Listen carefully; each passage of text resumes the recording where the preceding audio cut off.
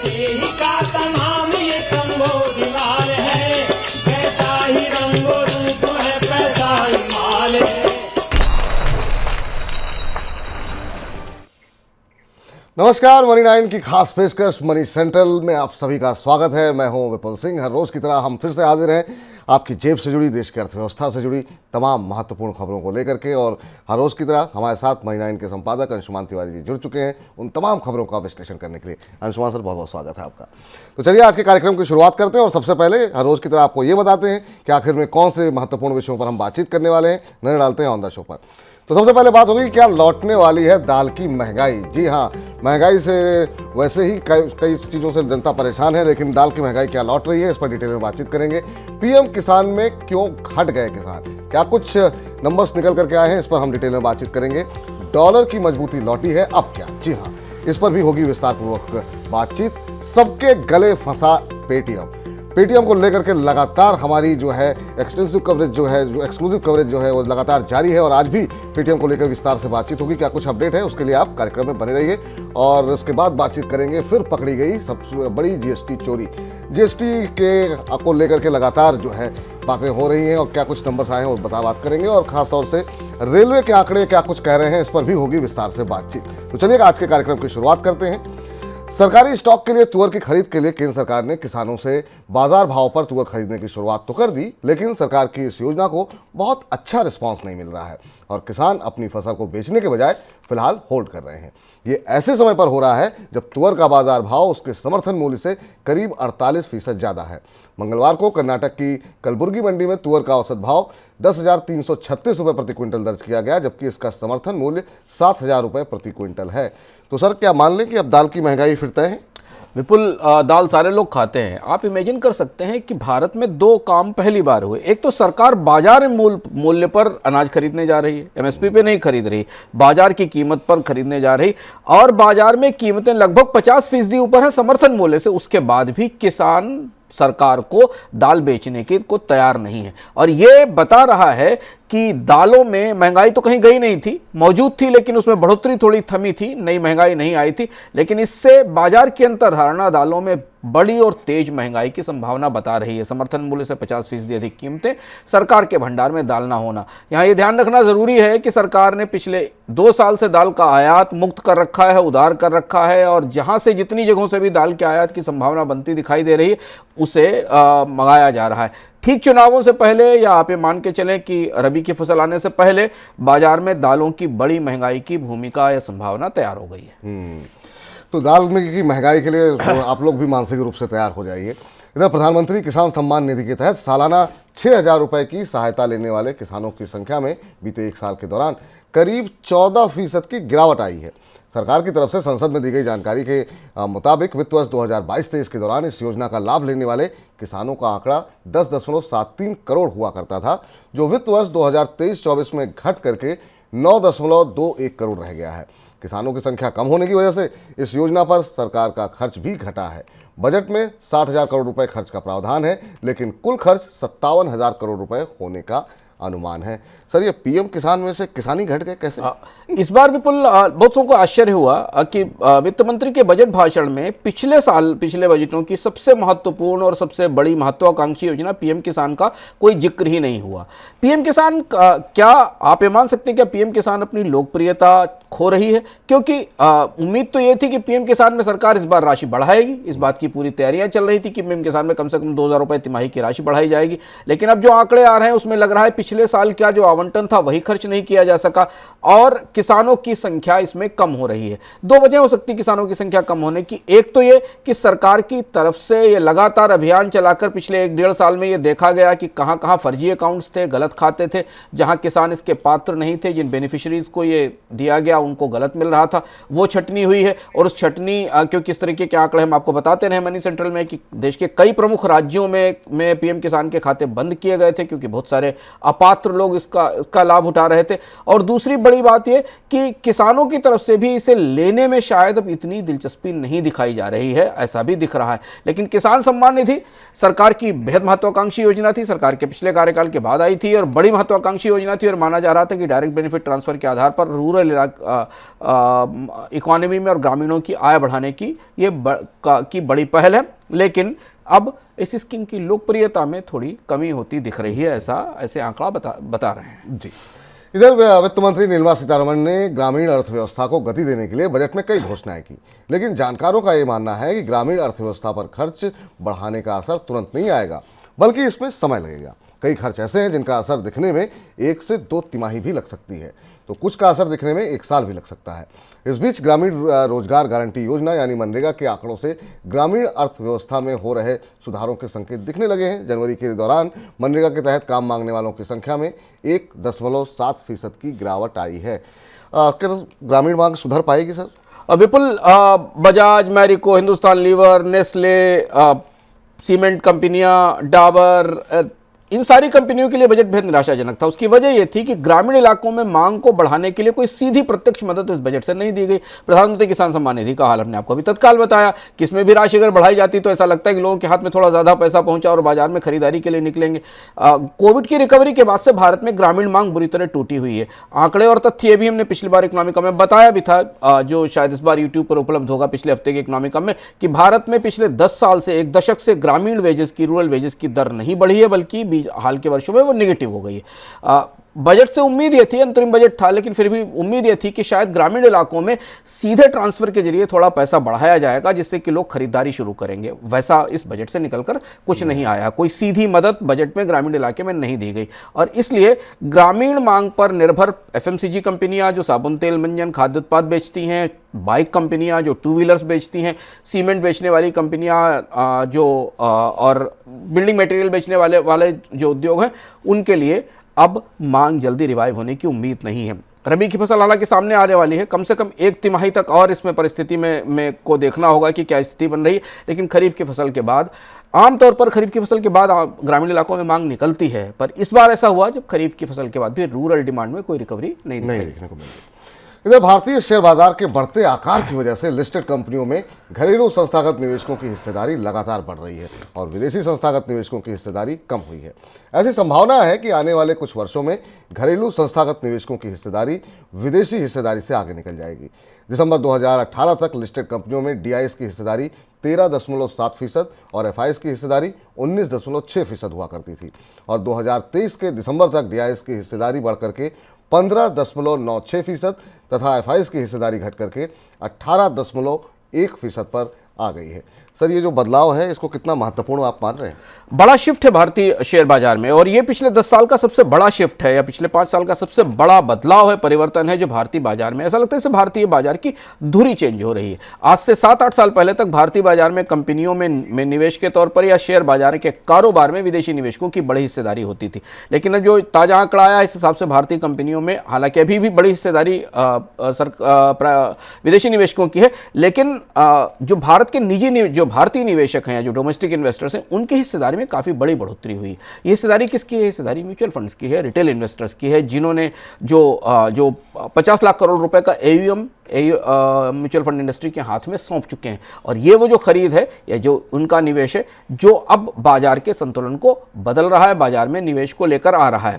इसका एक और महत्वपूर्ण पहलू ये भी है कि पिछले 5-6 महीनों में, 7 महीनों में शेयर बाजार में हमने काफ़ी वॉलेटिलिटी देखी और विदेशी निवेशकों की रिकॉर्ड बिकवाली देखी विपुल, लेकिन उसके बाद भी बाजार में कोई क्रैश जैसी स्थिति नहीं आई। बाजार में गिरावट को हमेशा सपोर्ट किया डोमेस्टिक इन्वेस्टर्स ने और अब अगर आप बाजार की गतिविधियों पर करीब से निगाह रखें और ध्यान रखें तो बाजार के लोग ये मान के चलते हैं कि म्यूचुअल फंड्स के पास तो फंड पड़ा ही हुआ है, उनको तो खरीद करने के लिए बाजार में उतना पैसा लेकर आना ही है और इसलिए वो किसी भी वैल्यूएशन पर खरीदना चाहेंगे। ये बाजार के मिजाज में बड़ा बदलाव है जो हमें कंपनियों की ओनरशिप में भी अब दिखने लगा है और यही वजह है कि तमाम महंगे बाजार सबको लग रहे हैं, लेकिन हर गिरावट पे कहीं ना कहीं घरेलू निवेशक आकर के खरीदारी करके बाजार को फिर ऊपर की तरफ मोड़ देते हैं।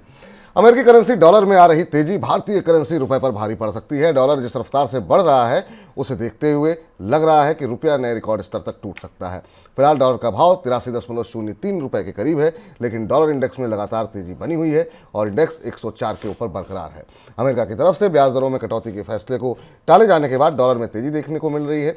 सर, रुपए में क्या अब नई गिरावट की संभावनाएं दिखाई दे रही है? रुपया पिछले पूरे साल नहीं सुधरा, टूटा हुए रुपए में पे दबाव लगातार हमने पिछले पूरे साल देखा। हालांकि भारत का विदेशी मुद्रा भंडार बेहतर था, लेकिन अब डॉलर में मजबूती का नया दौर लौटा है। जब से फेडरल रिजर्व की बैठक हुई है और उसमें जेरोम पावल ने ये क्लियर कर दिया है, स्पष्ट किया है कि अब आने वाले कुछ महीनों में ब्याज दरों में कमी की संभावना नहीं। उसके बाद डॉलर में नई ताकत और मजबूती दिख रही है, जो कि डॉलर इंडेक्स कि में बढ़ोतरी के तौर पर सामने आ रहा है।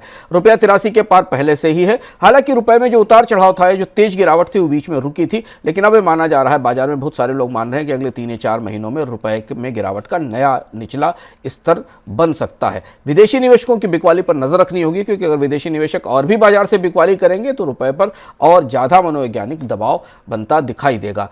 निर्यात की तस्वीर बहुत अच्छी नहीं है। भारत में अभी निर्यात में कोई बड़ी बढ़ोतरी नहीं दिख रही है, तो ये भी एक पहलू है, जो पहलू रुपए की कीमत को प्रभावित कर रहा है। जी, और अब रुख कर लेते हैं आज की सबसे बड़ी खबर का।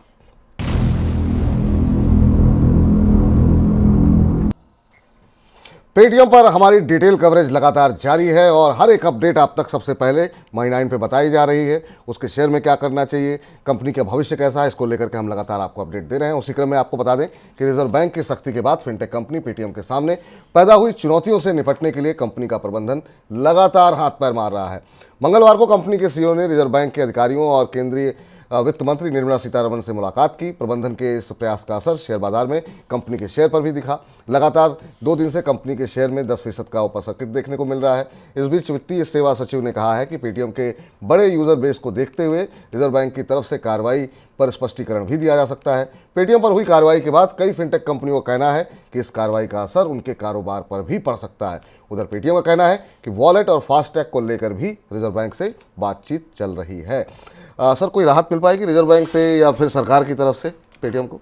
पेटीएम में अब काफ़ी अफरा तफरी है, और पेटीएम को लेकर सिर्फ पेटीएम ही नहीं, बाकी रेगुलेटर भी अभी तय नहीं कर पा रहे हैं कि किस दिशा में चीज़ें जानी हैं। कल ऐसी खबरें आई कि पेटीएम के चेयरमैन ने वित्त मंत्रालय से बात की, और ऐसे संकेत हैं हमारे पास कि वित्त मंत्रालय ने इस मामले को आरबीआई के स्तर पर ही देखने के लिए कहा, क्योंकि यह रेगुलेटर का फैसला है और बेहद शॉकिंग फैसला था। भारत में हाल फिलहाल में इतने बड़े फैसले नहीं हुए कि एक बैंक का कोर फंडामेंटल बिजनेस ही रोक दिया गया। तो वित्त मंत्रालय भी शायद इस पूरे मामले में दखल देने को तैयार नहीं है। अच्छा, वित्त मंत्रालय इसलिए भी दखल देने को तैयार नहीं है क्योंकि ईडी के, फेमा के बहुत सारे मामले हैं, पैन के डेटाबेस में वायलेशन के, विदेश से पूंजी लाने के, चीनी मामलों के, इस समय बहुत सारे मामले हैं। चुनाव का समय है, सरकार किसी भी तरह पेटीएम के इस पूरे मामले में हाथ डालकर अपने आप को किसी विवाद में नहीं लाना चाहती, और इसलिए पूरी तरह मामला रिजर्व बैंक की तरफ है। रिजर्व बैंक चूंकि एक बड़ा डिसिप्लिनरी एक्शन ले चुका है, तो रिजर्व बैंक पेटीएम की ज्यादा मदद करने की स्थिति में शायद नहीं होगा। जी, लेकिन सर, आपने बताया सरकार के भी गले की फांस बना हुआ है और मुश्किल हो रही है सरकार को। सबसे ज़्यादा परेशान लेकिन ग्राहक हैं। ग्राहक क्या करें? विपुल जी, सरकारी नहीं, पेटीएम अब सबके गले की फांस बन गया है। आज जो हमें घटना, हम लगातार पेटीएम की छोटी छोटी घटनाओं पर भी नजर रखे हुए हैं, हमारे सूत्रों के जरिए या बाकी जानकारियों से मिल रही। देखिए, इसके 3 बड़े स्टेक होल्डर और तीनों ही नहीं तय कर पा रहे हैं कि क्या करेंगे। आरबीआई ने पेटीएम पर इतना बड़ा एक्शन लिया और उसके बाद उसका फॉल आउट जब दिखाई दिया, तो आरबीआई तय नहीं कर पा रहा है कि पेटीएम को दरअसल संभाला कैसे जाए, क्योंकि यूजर बेस बहुत बड़ा है, इतना बड़ा वॉलेट है, इतने बड़े ट्रांजैक्शंस हैं। वित्त मंत्रालय की तरफ से इस बात के संकेत तो दिए जा रहे हैं कि ईडी और बाकी लोग काम कर रहे हैं, पर पेटीएम के इस क्राइसिस को ज्यादा बड़ा होने से कैसे रोका जाए, वित्त मंत्रालय भी कुछ नहीं कर पा रहा, और ग्राहकों के गले बुरी तरह फंस गया। यहां तक तो ग्राहकों को समझ में आ गया कि पेटीएम का पेमेंट बैंक बंद है, उस पेमेंट बैंक से जुड़े हुए वॉलेट और कारोबार नहीं हो सकेंगे।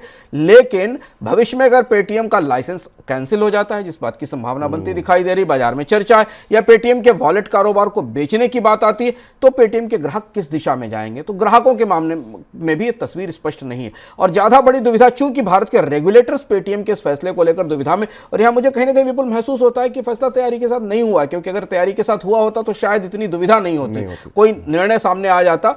बाजार में ग्राहक पेटीएम को खरीदने के लिए आगे तब तक नहीं आएंगे जब तक कि पेटीएम के अंदर जो ईडी और फेमा के मामले वो साफ सुथरे नहीं हो जाएं, कोई हाथ डालने को तैयार नहीं होगा। ज्यादा बड़ी दिक्कत ग्राहकों की इसलिए है क्योंकि बैंक भी अब दूरी बनाएंगे जब इसके अंदर विजिलेंस के महत्वपूर्ण इशू या सतर्कता के इश्यूज आ रहे हैं या फेमा या अंतर्राष्ट्रीय स्तर के संचालनों के मामले आ रहे हैं, तो उसका असर ग्राहकों के कारोबार पर आने वाले समय में पड़ेगा, क्योंकि जिन ग्राहकों ने पेटीएम के सिस्टम्स को अपने बैंक अकाउंट से जोड़ रखा है, वहां से भी उनको पेमेंट करने में दिक्कत ना आए, ये रिजर्व बैंक को देखना होगा। मेरा सवाल भी अगला यही था सर कि बैंक के आखिर में दूरी बना क्यों रहे हैं, क्योंकि अब क्या उनको भी आशंका है कि कहीं ऐसा ना हो कि आगे चल करके और सख्त एक्शन लिया जाए? क्योंकि कंपनी में जब कई सारे उल्लंघनों के मामले हैं और फिनटेक का जो पूरा स्पेस है वो बहुत कनेक्टेड है, इसमें हर बैंक का कनेक्शन है पेटीएम से, ग्राहकों का कनेक्शन है पेटीएम से। आप एक ग्राहक के तौर पर या आप एक उपभोक्ता के तौर पर एक बैंक के भी ग्राहक हैं, एक वॉलेट कंपनी के भी ग्राहक हैं, और आप उसी बैंक से आप दूसरा वॉलेट भी चला सकते हैं, किसी दूसरे ऐप पर भी काम कर रहे हैं, आपने फोन पे भी ले रखा है, गूगल भी ले रखा है, पेटीएम भी ले रखा है। तो ये इतना कनेक्टेड स्पेस है कि यहाँ कब किसकी सूचनाएं और कहाँ कौन सी समस्या से उल्लंघन हो रहे हैं ये कहना मुश्किल है, इसलिए फिनटेक कंपनियां काफी कंफ्यूजन में है। रिजर्व बैंक को अब तय करना पड़ेगा, क्योंकि रिजर्व बैंक जब तक नहीं कहेगा विपुल, तब तक कोई कंपनी खरीदेगी नहीं पेटीएम का वॉलेट और पेटीएम का फास्टैग बिजनेस। चर्चा ये थी कि पेटीएम अपने फास्टैग और वॉलेट बिजनेस को किसी को बेचने के लिए या किसी को ट्रांसफर करने के लिए आरबीआई से बात कर रहा है, लेकिन कोई भी इसे खरीदने को तब तैयार होगा जब सरकार की तरफ से, आरबीआई की तरफ से कोई गारंटी दी जाएगी कि ये साफ सुथरी व्यवस्था है। और इसीलिए 2 दिन पहले इस बात की चर्चा थी कि भारत के कुछ बैंक पेटीएम के मामले में आगे आ सकते हैं, लेकिन अब जियो फाइनेंस ने अपनी तरफ से स्पष्ट रूप से खंडन कर दिया और बाकी लोग इसमें हाथ डालने को तैयार नहीं है। आपने सरकार का बता दिया, बैंक का बता दिया, ग्राहकों को क्या समस्या है, लेकिन निवेशकों की भी गले की फांस बना हुआ है। निवेशक तो बेचारे बॉटम फिशिंग के मूड में है, उनको दिखता है कि थोड़ा बहुत मार्केट में ऊपर जाता है तो उनको एक बॉटम फिशिंग का मौका मिल जाता है। अब जैसे 3 दिन लोअर सर्किट के लगने के बाद थोड़ी बढ़ोतरी दिखाई दी, अब ये पूरी तरह स्पेकुलेटिव स्टॉक हो गया है पेटीएम का बाजार में। जैसे ही कहीं थोड़ी बहुत गतिविधियां बनती दिखाई देती, इधर उधर खबरें आती तो उसके आधार पर मूवमेंट है, बट इस पूरे स्टॉक की जो एक्टिविटी वो एग्जिट साइड एक्टिविटी है। लोग ये चाहते हैं कि थोड़ा बहुत ऊपर जाए और अपना जो मुनाफा उनको मिल सके, क्योंकि केवल निवेशकों के गले तो खैर पेटीएम शुरुआत से फंसा हुआ है, म्यूचुअल फंड्स और बाकी बड़े निवेशकों को भी ये कोई एक सही लेवल चाहिए जिस लेवल से वो एग्जिट करने की कोशिश करें। तो स्टॉक तो रिस्की है, काफी वॉलेटाइल है। अगर आप निवेशक हैं तो स्टॉक में तो अभी हाथ डालना बिल्कुल सही नहीं, क्योंकि हमारे सारे एक्सपर्ट्स ने भी हमारे पैनल्स में भी कहा कि पेटीएम से निकल जाना ही ठीक होगा। और अभी तक अगर आप होल्ड कर रहे हैं तो इसे एक एग्जिट अपॉर्चुनिटी मानिए कि आपको मौका मिल गया है लगातार लोअर सर्किट के बाद कि आप बेच के निकल सकते हैं। जीएसटी के तहत मिलने वाले इनपुट टैक्स क्रेडिट का फायदा कंपनियां गलत तरीके से उठा रही हैं। जीएसटी अधिकारियों ने ऐसी बहुत सारी कंपनियों को नोटिस भेजे हैं जिनके इनपुट टैक्स क्रेडिट दावों और उनके वार्षिक रिटर्न के बीच में बड़ा अंतर पाया गया है। जीएसटी विभाग ने इन कंपनियों को अपडेटेड रिटर्न फाइल करके इनपुट टैक्स क्रेडिट की गलत जानकारी देने का कारण बताने के लिए कहा गया है। सर, जीएसटी में ताजा नोटिसों की बाढ़ आई हुई है, क्या हो क्या रहा है? ये दूसरा दौर है नोटिसों का। पिछले साल हमने देखा, पिछले वित्त वर्ष में एक बड़ा राउंड नोटिस का आया था। अब क्यों आया? क्योंकि अब जब वित्त वर्ष खत्म हो रहा है और कंपनियां अपने अपने टैक्स रिटर्न्स फाइल कर रही हैं, तो दिखाई दे रहा है कि उन्होंने इनपुट टैक्स क्रेडिट तो ज्यादा का वसूला है और टैक्स कम पे किया है, और ये डिस्क्रिपेंसी देश की हर बड़ी कंपनियों के मामले में दिखाई दे रही। देखिए, फिर वही बात है, जीएसटी जिसे भारत का सबसे आधुनिक, सबसे तकनीकी तौर पर चुस्त दुरुस्त सुधार कहा गया था, पिछले 7 महीने के अंदर उसके अंदर चोरी नोटिस, कोई बड़ी कंपनी, देश का कोई बड़ा ब्रांड है, सरकारी कंपनियां तक जीएसटी की चोरी करते हुए इनपुट टैक्स क्रेडिट का उल्लंघन करते पाई गई हैं। ये एक पहलू है। दूसरा पहलू है कि देश में फर्जी आईटीसी लेने वाली कंपनियों की बाढ़ आ गई है।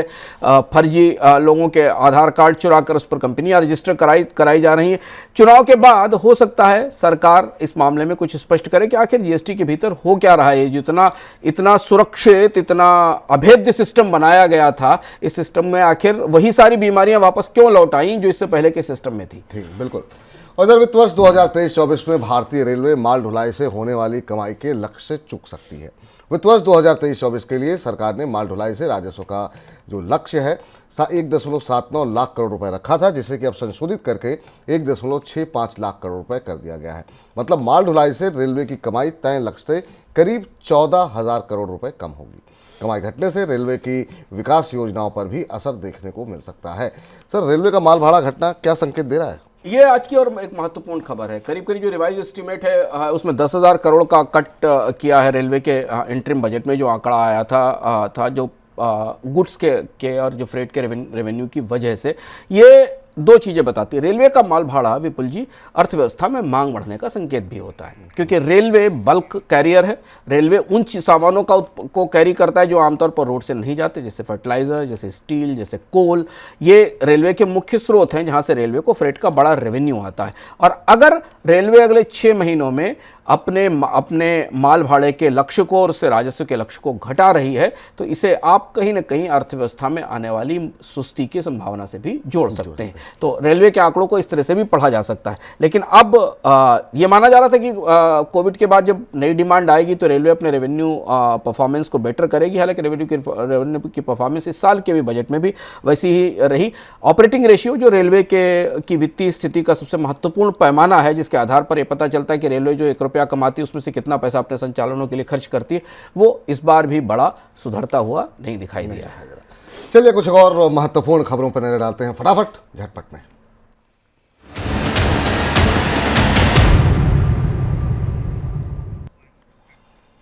Parliament standing committee of finance ने हेल्थ इंश्योरेंस और टर्म पॉलिसी पर जीएसटी घटाने की सिफारिश की है। सांसद जय सिन्हा की अगुवाई में इस समिति ने इस बात पर जोर दिया कि सीनियर सिटीजन्स के लिए हेल्थ इंश्योरेंस प्रोडक्ट और माइक्रो इंश्योरेंस पॉलिसी पर 18% से कम जीएसटी लगाया जाए। संसदीय समिति ने सुझाव दिया है कि इंश्योरेंस प्रोडक्ट खासतौर पर हेल्थ और टर्म इंश्योरेंस पर जीएसटी को तर्कसंगत बनाने की आवश्यकता है।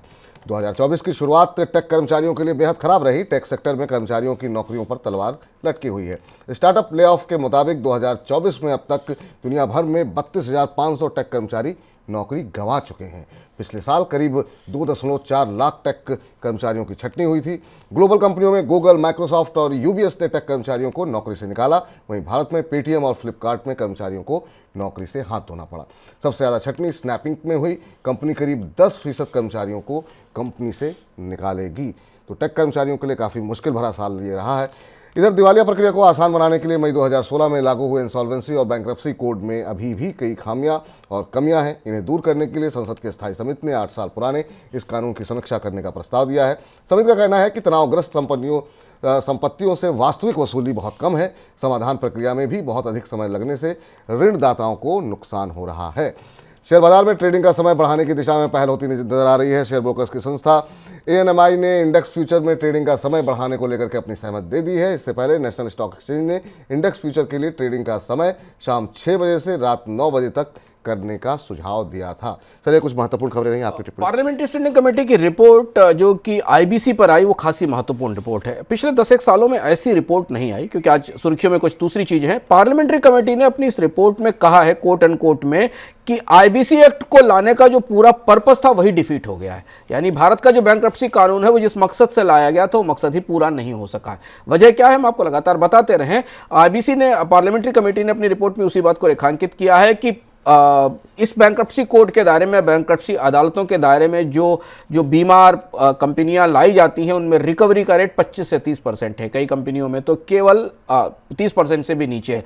आपको पता है कि बैंकों ने जो बैंक बीमार कंपनियों को NCLT की अदालत में लेकर गए हैं उनको 98%, 92%, 90% के हेयर कट लेने पड़े, यानी अपना कर्ज गंवाना पड़ा है। और इसलिए ये टिप्पणी खासी महत्वपूर्ण है कि भारत का जो सबसे महत्वाकांक्षी कानून था, मतलब एक दौर में माना जा रहा था कि भारत का एक कानून भारत में बीमारी की पूरी समस्या, कंपनियों में बीमारी की पूरी समस्या खत्म कर देगा, एक किस्म का सबसे बड़ा सुधार था।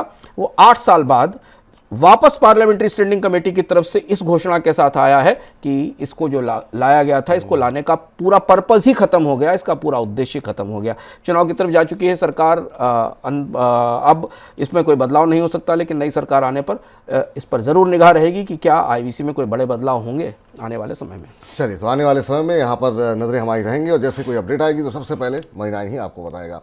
अंशुमान सर, आज की चर्चा में आप जुड़े, तमाम खबरों का विश्लेषण किया, बहुत बहुत शुक्रिया, बहुत बहुत धन्यवाद आपका। तो मनी सेंट्रल को अब समाप्त करने का वक्त हो रहा है, लेकिन आप लगातार मनी 9 के साथ बने रहिए और अपने कमेंट बॉक्स में जाकर के अपनी टिप्पणियां हमें भेजते रहिए। अपने सुझाव अगर आपके हैं तो वो भी भेजिए और आपके सुझावों को हम बहुत गंभीरता से लेते हैं, उन पर काम करते हैं। तो मनी 9 के साथ बने रहिए। मुझे इजाज़त दीजिए, नमस्कार।